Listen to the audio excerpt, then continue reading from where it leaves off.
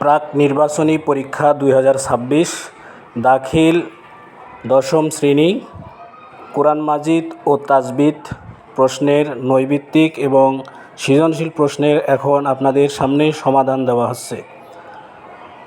আল্লাহর পক্ষ থেকে রাসূলগণকে গোপনে কোনো কিছু জানিয়ে দেওয়ার নাম, এটা হচ্ছে 1 নাম্বার ওয়াহি। আপনারা সবাই স্পষ্ট করে দেখতে পাচ্ছেন। আর 2 নাম্বার হচ্ছে ইউমিনুন শব্দের মাজদার কি? উত্তর হচ্ছে খ আল ইমান। 3 নাম্বার হচ্ছে ইসরাইল কার অপর নাম? উত্তর হচ্ছে ইয়াকুব। উত্তর খ। 4 নাম্বার সায়াকুলু শব্দের বাহাস কি? উত্তর খ মুদারে মাসবুত মারুফ। 5 নম্বরে বলা হয়েছে লা তুফসিদুন এর বাপ কি? উত্তর গ ইফআল।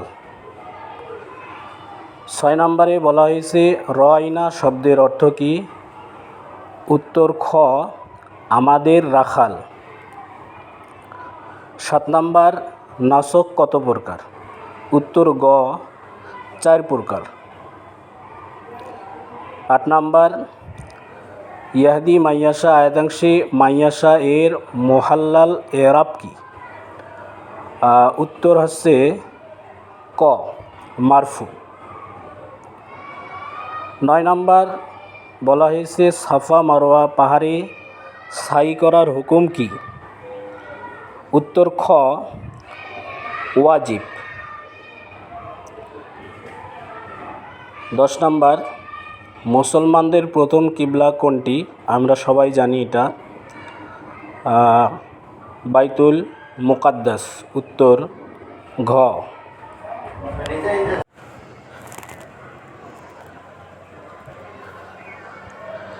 11 নম্বর বলা হয়েছে দেখেন সফরকালীন রোজা না রাখা কি?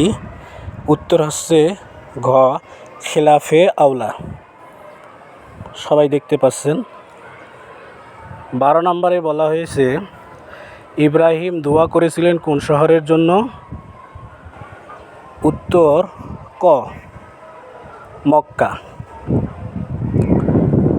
13 নম্বরে বলা হয়েছে কুফরের বিপরীত শব্দ কি? উত্তর ক ঈমান।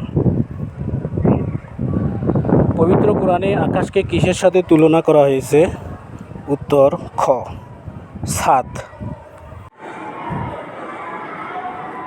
15 নম্বর প্রশ্নে বলা হয়েছে ওয়াইজ ইয়ারফাউ ইব্রাহিমুল কওয়াইদা আয়াতাংশে বাইতুন দ্বারা কোনটিকে বোঝানো হয়েছে? উত্তর খ আল কাবাতুল মুশাররফা। 16 নম্বর আসবাত শব্দের জিন্স কি? উত্তর ক মাহমুজে ফা হবে। 17 নম্বর কিসাস কোন বাবের মাজদার? উত্তর ক মুফআলা। 18 নম্বর ওয়ালা খাউফুন আলাইহিম এর মধ্যকার লামটি কোন প্রকারের? উত্তর হচ্ছে গ লাইন ওফি লিল জেন্স। 19 নম্বর সাল্লামু এর বাপ কি? উত্তর খ তাফেইল। হজের ওয়াজিব কয়টি? আমরা জানি হজের ওয়াজিব 5টি। উত্তর ঘ। 21 নম্বর অয়্যুম শব্দের অর্থ কি?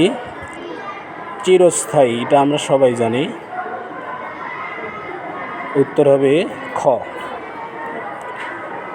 লাইসা জাকারু কাল উংসা আয়াতাংশে উনসা বলতে কাকে বোঝানো হয়েছে?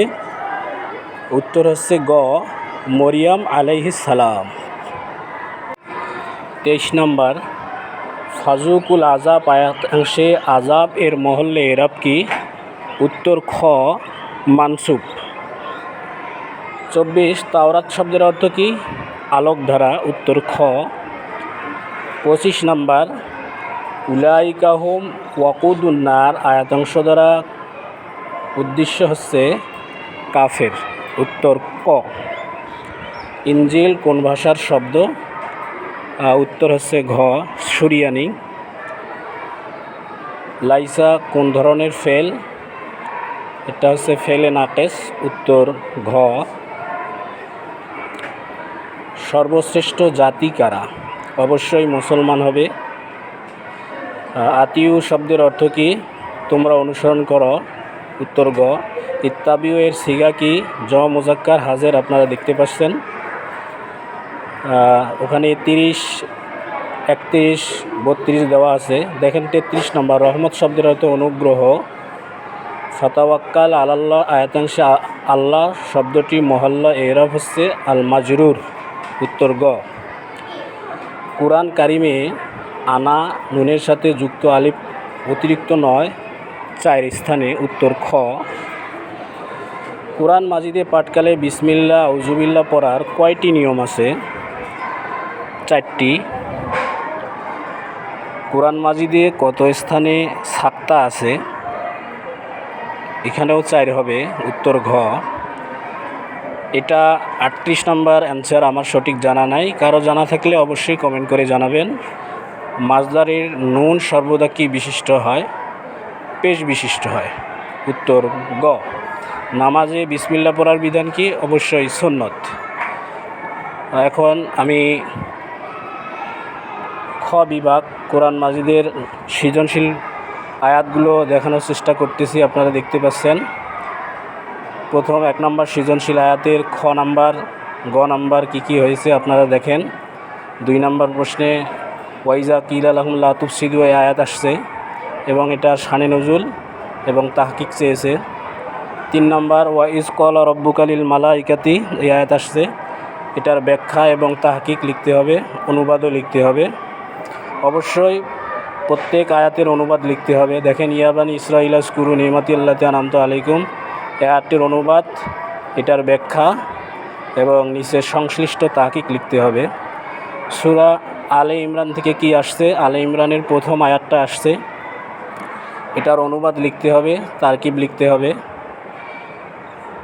তাহকিক লিখতে হবে।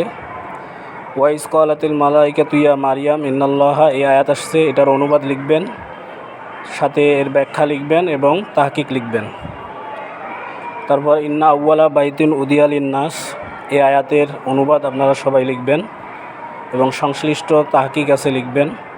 তারপরে গ বিভাগ থেকে ইতাআতুর রসুল, মোহাব্বত, হজ, আদর্শ মানুষের পরিচয়, এখান থেকে 2টা লিখতে হবে। আর গ বিভাগ থেকে 2টা লিখতে হবে। দেখেন প্রশ্নগুলো।